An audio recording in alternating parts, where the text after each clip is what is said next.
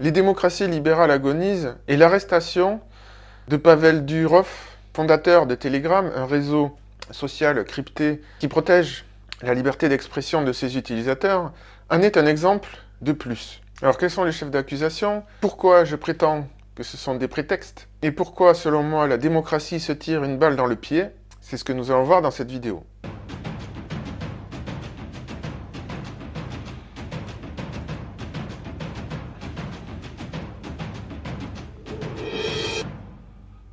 N'oubliez pas de vous abonner.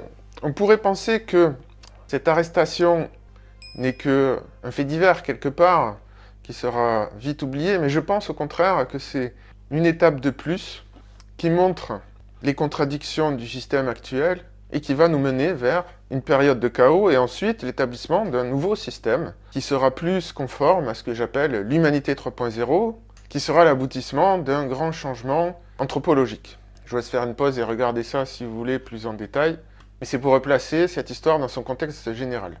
Donc pourquoi je dis qu'il y a un problème avec cette arrestation? D'abord, il faut savoir que Pavel est russe à l'origine et qu'il a fui la Russie parce que, justement, il avait refusé de censurer le réseau social de l'époque, VK, pour le compte du gouvernement russe, afin de protéger les Ukrainiens.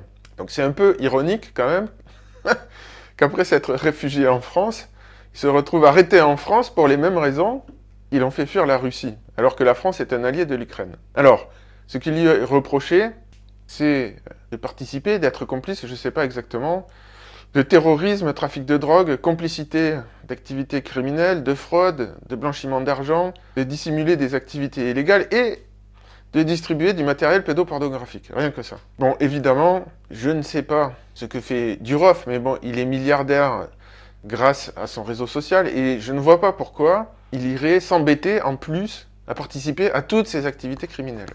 Et le consensus, ce n'est pas que lui-même participe à ça, c'est qu'il fournit un réseau social qui permet à des gens de pratiquer ces activités-là.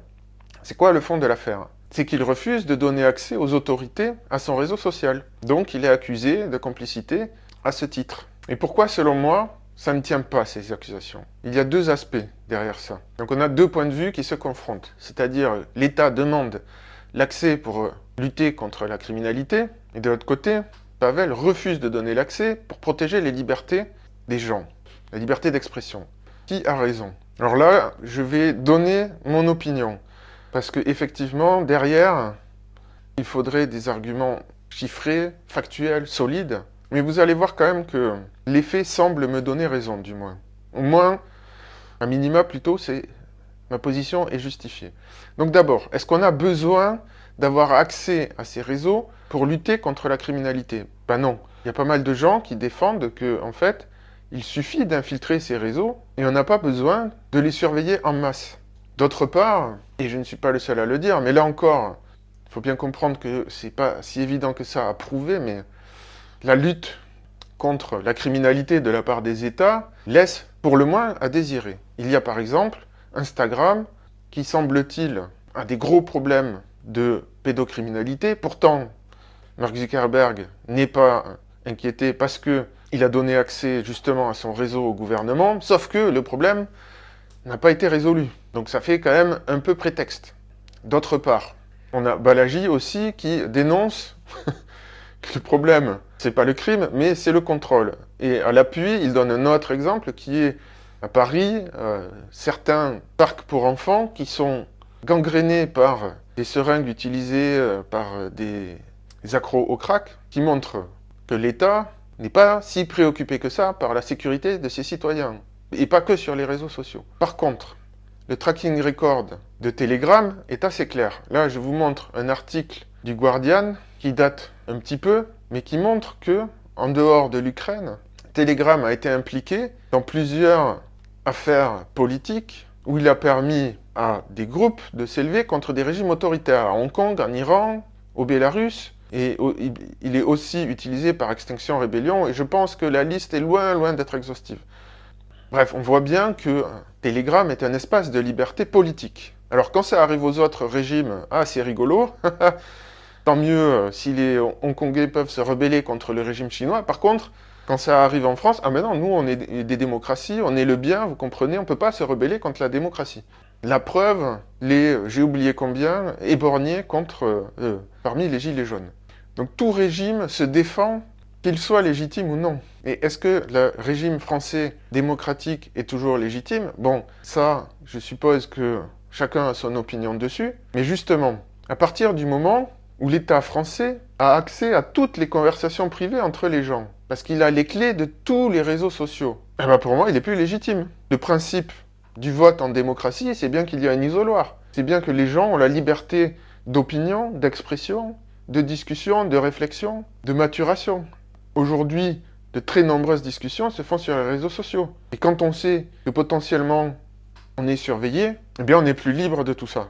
Donc, même si l'État était parfaitement neutre, ça aurait une influence sur les attitudes politiques des gens. Mais en plus, il y a un autre souci qui se rajoute, et là je fais référence au DSA, Digital Service Act de l'Union européenne, qui régule les activités des plateformes en ligne.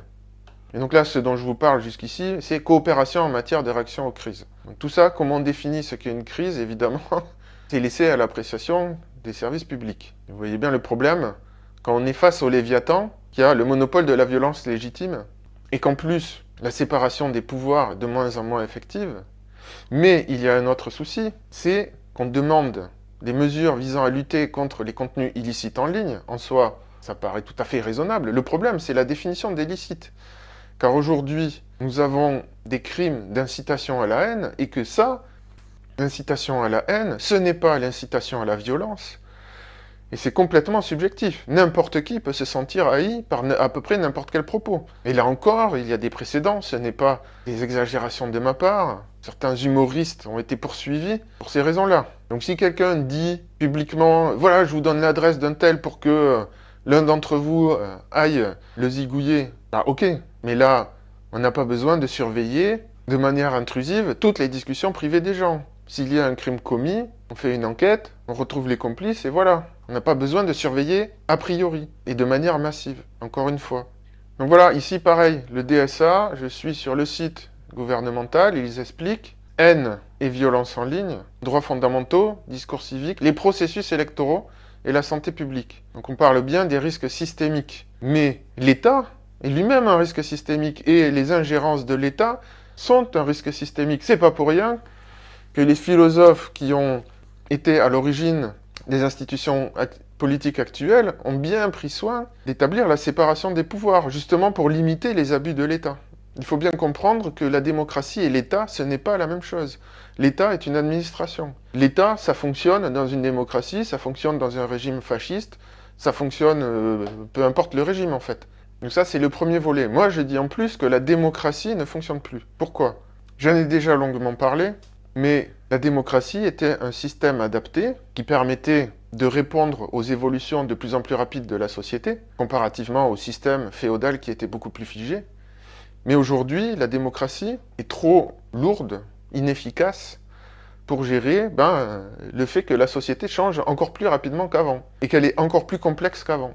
C'est-à-dire que les démocraties, c'était bien dans des systèmes comme ceux du siècle dernier, avec des pays relativement homogènes, où les gens partageaient une culture commune, une histoire commune, des préoccupations communes, un destin commun. Ce n'est plus le cas aujourd'hui, du fait même du système libéral. C'est-à-dire qu'avant, si vous voulez, il y avait vous, il y avait votre famille. Vous ne pouviez pas vivre sans votre famille parce qu'il n'y avait pas les systèmes de solidarité étatique qu'il y a aujourd'hui, la sécurité sociale et tout ça. Et le pays, c'était votre famille étendue, si vous voulez. Mais aujourd'hui, ce n'est plus le cas. Vous pouvez faire votre vie sans avoir la moindre famille. Donc il n'y a plus de destin commun qui tienne. C'est chacun pour soi, si vous voulez. Et dans un monde où la division du travail implique de plus en plus de spécialisation, où il est de plus en plus difficile de comprendre la vie des personnes qui travaillent dans d'autres branches que vous, y compris même au sein de la même entreprise. J'ai connu ça.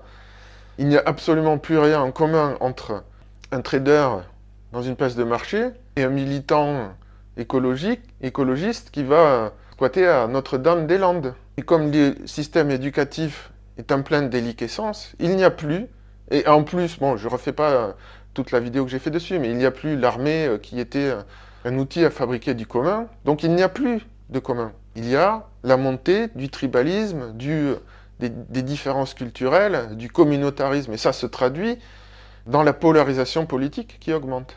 Et ça, c'est les chiffres de 2014. Depuis, c'est encore pire.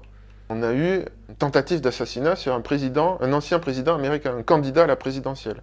C'est dire les tensions sociales qu'il y a. Donc aujourd'hui, ce que je dis, c'est que c'est le système démocratique le problème. Ce n'est plus adapté. Pourquoi? Je vais vous donner juste 2 petits exemples.